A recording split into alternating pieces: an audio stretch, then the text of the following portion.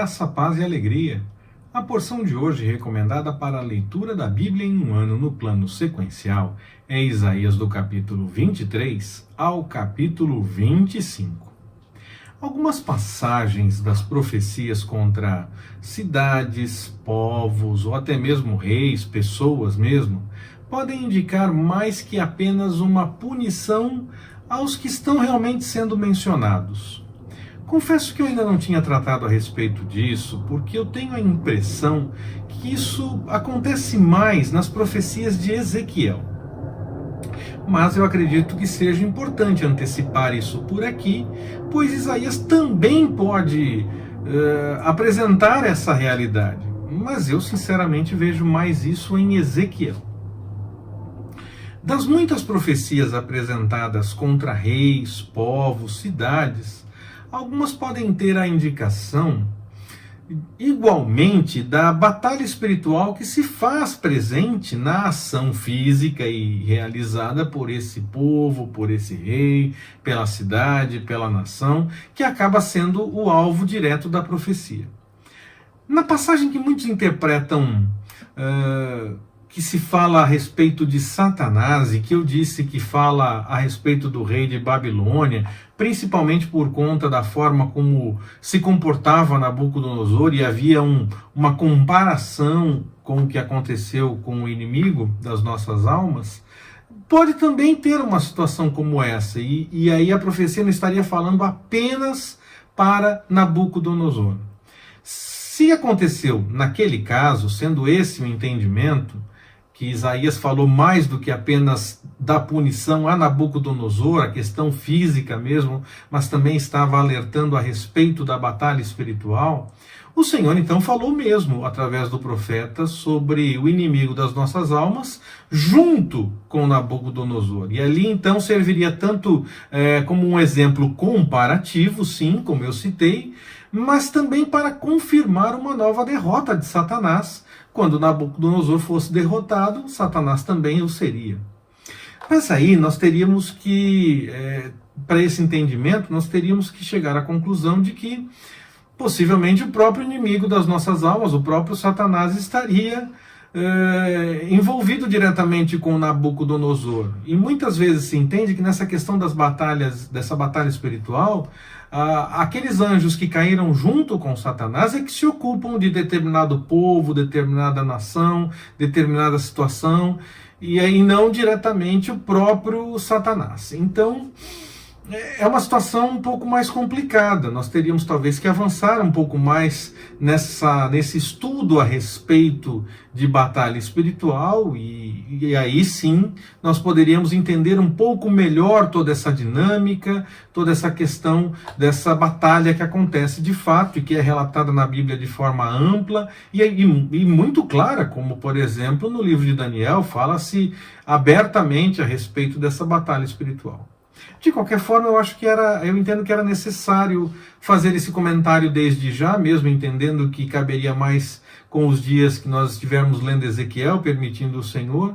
Mas, como Isaías também já pode tratar um pouco disso, é importante deixar claro que existe sim essa possibilidade na profecia de Isaías igualmente. Nós não temos como ir muito além nisso, pois seria necessário fazer um estudo sério a respeito de batalha espiritual. E esse seria um estudo temático e não faz parte dessa nossa sequência. Mas se o Senhor assim nos permitir, pode sim, esse pode ser um tema, como tantos outros que já surgiram durante esta sequência de mensagens para a leitura da Bíblia em um ano. Quem sabe esse seja mais um tema que nós possamos um dia estudar juntos, se assim o Senhor nos permitir. Sobre a porção de hoje, o Senhor faz uma advertência muito séria a Tiro, uma grande cidade portuária que permitia muitos contatos e muitos encontros, além de, claro, uma grande atividade comercial no mundo antigo.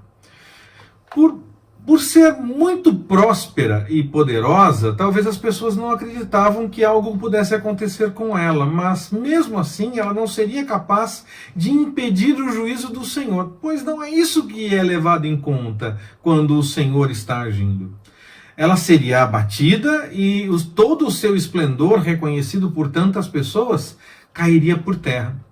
Um grande susto para as pessoas daqueles dias, para as pessoas que não imaginavam que isso poderia acontecer com uma cidade tão poderosa. Bom, não apenas para aqueles dias, pois grandes cidades ou grandes países, ou mesmo pessoas muito poderosas, parecem inatingíveis, mesmo em nossos dias. Mas quando o Senhor age, quando ele decide agir, não há o que possa impedir. Isaías deixa por um tempo, durante o texto da porção de hoje, de revelar coisas a respeito de cidades específicas ou determinados reis, determinadas pessoas, e fala por um tempo a respeito da ação do Senhor em toda a terra. Ele fala dessa ação contra os povos que deixaram de lado a vontade do Senhor. Ele repete isso em outros momentos do seu livro, nós vamos ver isso logo, permitindo o Senhor. Eu entendo que aqui ele avança para os dias que são tratados no livro do Apocalipse, por exemplo. Nesse caso, o juízo revela que a alegria desses que fazem as coisas contrárias à vontade do Senhor, fazem as coisas erradas, essa alegria será silenciada, e em lugar dela acontecerá o clamor e o gemido. E os que buscam a vontade do Senhor vão se alegrar. O que devemos manter claro no nosso entendimento é que precisamos buscar ao Senhor em oração, buscar conhecer a vontade do Senhor, seguir perseverantes na fé, buscando o conhecimento através da palavra do Senhor, que deve ser o nosso escudo, que nos protege realmente contra os ataques que são maquinados e orquestrados para nos atingir contra a vontade do Senhor, para que possamos permanecer firmes e seguir agindo de acordo com o desejo dele. Quando nós lemos nos profetas a respeito do dia do Senhor, há pessoas que se preocupam com o que é relatado, porque nós temos revelações de coisas realmente muito duras e situações realmente muito complicadas. Mas isso que se revela é uma realidade para aqueles que são contrários à vontade do Senhor. Revela-se igualmente que aqueles que buscam a vontade do Senhor terão alegria e estarão em ordem, se desfrutando da boa vontade do Senhor, boa, perfeita e agradável vontade do Senhor. Então, a pessoa que segue no caminho do Senhor, essa não deve ficar preocupada com esses acontecimentos, antes deve aguardar por esse dia e se alegrar com ele. Que o Senhor nos abençoe. Forte abraço, até mais, permitindo o Senhor.